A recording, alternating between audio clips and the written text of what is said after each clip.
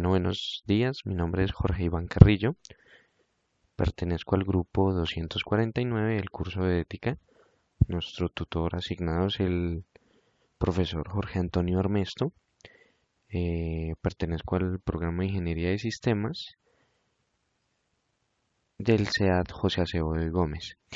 En este video estamos abordando el desarrollo de la tarea 5, que es plantear una propuesta de solución al estudio de caso socializado en la tarea 3. En este caso es la corrupción. La corrupción.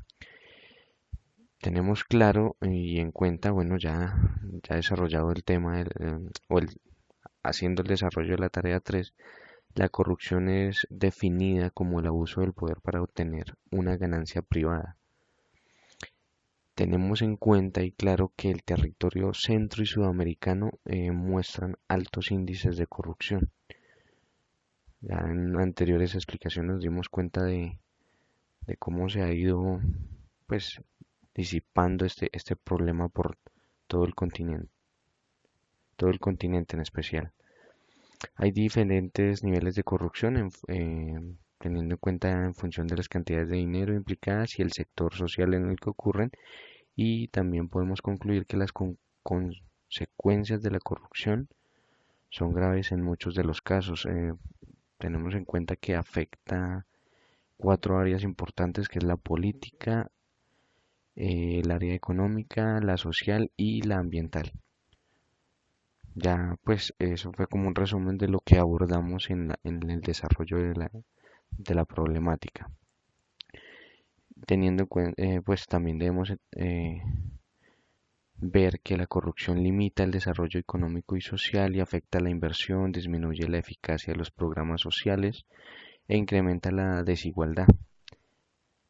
Además que tiene un costo aproximado entre 8 y 10%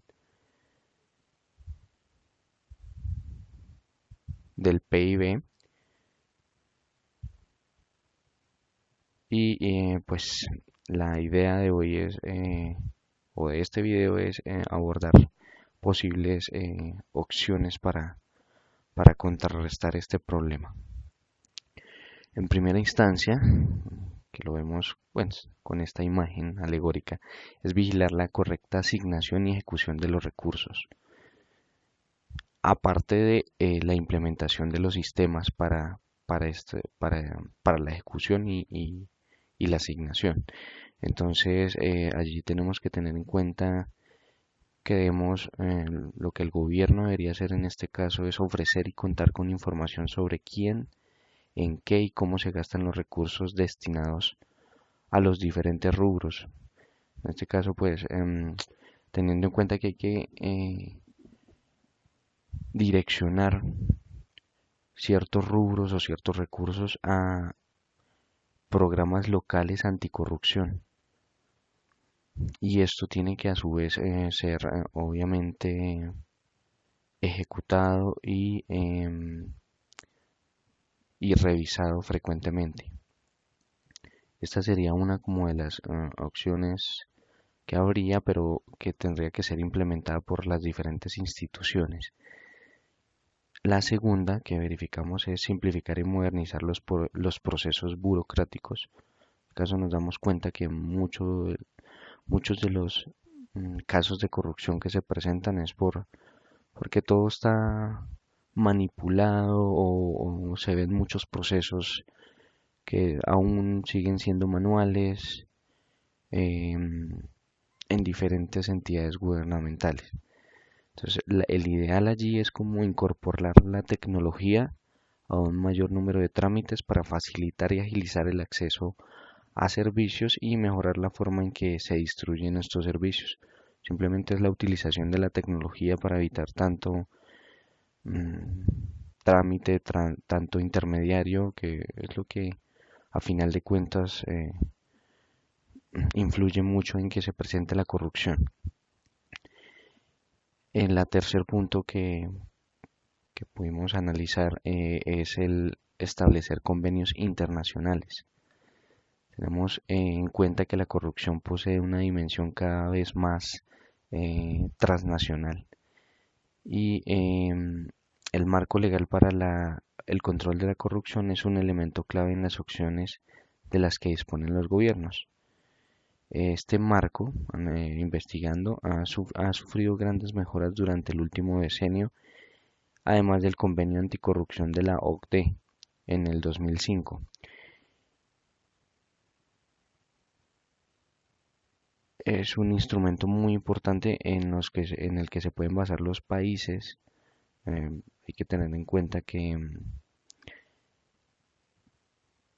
ya entró en vigor el de la ONU, que es el CNUCC, y tiene 140 países actuando en este caso. Entonces, pues la idea allí es tener en cuenta y claro que hay convenios internacionales que ayudan, bueno, que están trabajando en pro de contrarrestar o mitigar este problema. El cuarto es fomentar la cultura de la legalidad. Allí no es nada más que pues establecer programas de educación y prevención para niños, jóvenes y adultos para contar con una sociedad que rechace las prácticas corruptas. Entonces, pues ahí lo importante es saber que la educación comienza desde pequeños y desde la casa. Entonces, todo esto ayuda a mitigar el inconveniente, obviamente a un futuro. El quinto que analizamos fue promover la denuncia ciudadana. Buscar la participación de la ciudadanía e incentivarla a denunciar actos de corrupción es vital e importante. Y desarrollar un esquema de protección para los denunciantes, que es un tanto por lo que las personas no denuncian y es por el miedo a represalias contra ellos o contra sus familias. Adicional a ello, se logró investigar o revisar varias fuentes más que todo en el tiempo, de opiniones públicas y en lo que más concuerda la comunidad para mitigar este problema o las propuestas que ellos hacen como opiniones personales, es primero eh, que todos los aspirantes a cargos públicos como representantes a la Cámara, senadores, alcaldes, sean personas con una edad ya madura y con un nivel de preparación universitario, preferiblemente, o un nivel ya alto de preparación. Siempre dicen que lo mejor es que sean personas ya adultas y que tengan una vida productiva sirviéndole a la sociedad, en este caso más que todos los profesores. Sin embargo, pues allí refuto que no debería ser gente ya de la vieja guardia, por así decirlo, porque pues también hay que tener en cuenta que mm, el factor joven es importante para los nuevos ideales, para los nuevos procesos, para implementaciones nuevas. Adicionalmente, también hay que tener en cuenta que hay un salario mínimo y debería también existir un salario mínimo para todo servidor público. Debería hacerse como un tope. Esto obviamente ya se ha ido peleando, por así decirlo, tratando de trabajar por muchas personas en la Cámara. Pero pues es un tema muy complicado y aparte de eso hay que tener en cuenta que si las personas ganan menos, yo entiendo que son sueldos muy altos los que hoy vivimos por parte de muchos de los políticos, pero si empiezan a ganar menos dinero, pues creo yo, se empiezan a ver mayores actos de corrupción. Entonces es un tema como para analizar, como para profundizar. Otro, Otra opinión fue obviamente la construcción de megacárceles que influyan o en las que se verifique que la persona que comete estos casos pues tenga su pena, tenga su castigo, porque realmente hoy una persona roba 200.000 millones de pesos, paga 5.000 millones de pesos de multa, paga 2 años de cárcel y finalmente pues se robó todo el dinero. Entonces se debe ejemplarizar, bueno, se debe implementar penas que valgan que valgan el castigo, que se haga notar como tal. Y al mismo tiempo, pues, megacárceles en las que las personas puedan cumplir sus penas y que el castigo se vea reflejado. Otra, otra opinión que pudimos apreciar es el presupuesto participativo. En muchos casos, o bueno, muchas personas a cargo, por ejemplo, alcaldes, en este caso, un caso específico fue en el Valle. eh, es vital o importante que la comunidad sepa en qué va a gastar el presupuesto, cómo, y a veces es importante que la comunidad también sirva de apoyo para ello. Entonces contaban en un caso específico allí que pudieron construir, exactamente es en el Valle del Guamués, pudieron construir un puente de 12 metros de largo con tan solo 19 millones de pesos. ¿Por qué? Porque la comunidad puso sus manos, verificó que todo fuera un poco más económico, productos buenos, también cuenta la experiencia de la gente y pues en esto idealiza a la gente y dice que si fuera para ello se pagan los impuestos. El tema es, uno pagaría impuestos si sabe que están enfocados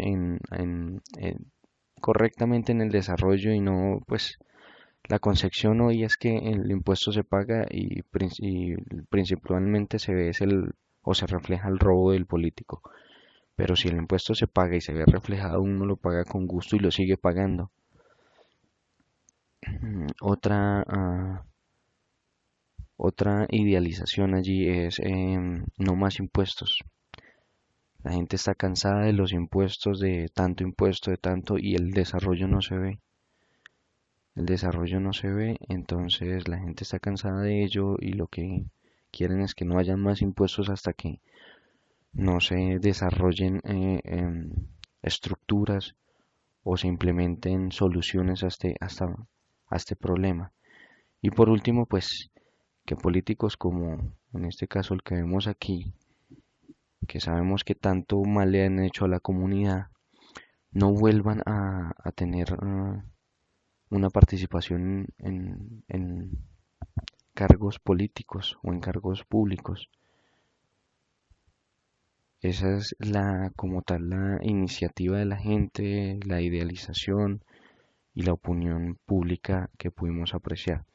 Adicionalmente a ello, y de acuerdo a nuestras referencias bibliográficas, según Barcerman y Gino, en un artículo denominado, o bueno, en un libro denominado Ética Conductual hacia una comprensión más profunda del juicio moral y la deshonestidad, es una compilación de la Revisión Anual de Derecho y Ciencias Sociales, hablan sobre las personas, sobre cómo las personas identifican conflictos de interés en otros, pero les hace falta reconocer su participación en situaciones problemáticas. O sea, las personas, para las personas es fácil criticar e inventar cosas sobre los problemas que se viven, pero las personas no influyen en ello, o sea, no tienen una mentalidad de cambio, no meten la mano, por así decirlo. Y esto es un problema que también vivimos. Por otra parte, pues tienden a ignorar conductas no éticas cuando es un proceso lento en lugar de un evento abrupto. Así, las acciones de corrupción vistas como un proceso de decisión están conformadas por variables que evalúan el problema desde la magnitud de sus consecuencias. El consenso, la relación costo y beneficio, la inmediatez temporal, la relación in-group y out-group y la cantidad de personas afectadas y beneficiadas. Entonces, para concluir, podemos verificar con este análisis de estos pensadores que es indispensable la participación de la comunidad en el desarrollo y en la mitigación final del problema de la corrupción. Si es bien sabido, pues que el gobierno es quien tiene que implementar las medidas, quien tiene que empezar a implementar como estructuras y procesos que ayuden a definir a dónde se invierte el dinero y cómo, pero pues la comunidad también tiene una mano importante en ello. Bueno, mil gracias.